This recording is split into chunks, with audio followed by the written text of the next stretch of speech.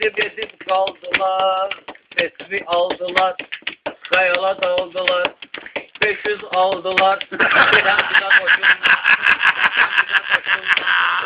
Sen bize koşulma. Sen düşməni, elsin erməni, tutturdun məni. Koşulma.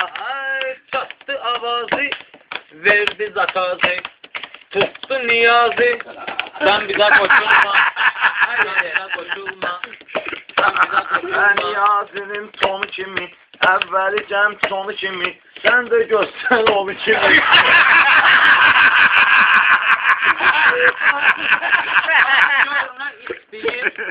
Niyazı pis deyir, Halisə gök deyir, sen bize koşulma.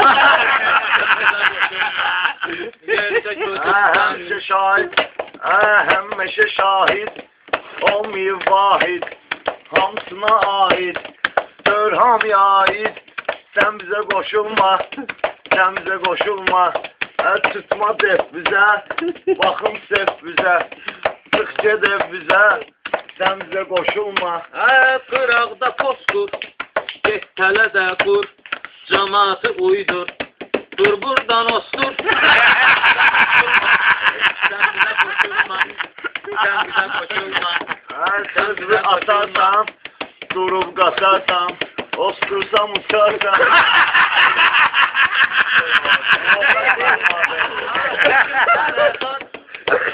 Haberdar, Demaş'ta oklar, sağda şılant var. Sen koşulma. Gör ne Asıdan tiriyek, menden elbi çek. Şu alttan bezin seç. Sen bize koşulma. Başta bitinden, ölüm itinden, işir götünden. Sen bize koşulma. Bandit sen oğru, bandit sen oğru, bir sözü doğru. Ay uğraş oğlu, sen bize koşulma. Sözü tamamsan, hakkı salamsan, uğraş adamsan. Sen bize koşulma. Sen bize koşulma. Sen bize koşulma. Siktir bir villa, de ay garilla. Sen bize koşulma. Yaşlı güzeldi, işler düzeldi, kanlar güzeldi. Sen bize koşulma. Sen bize koşulma. İşim fırıldı, işim mırıldı, günlerin zırıldı. Sen bize koşulma, sen bize koşulma.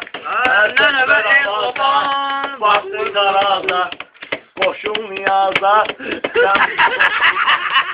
Sen bize koşulma.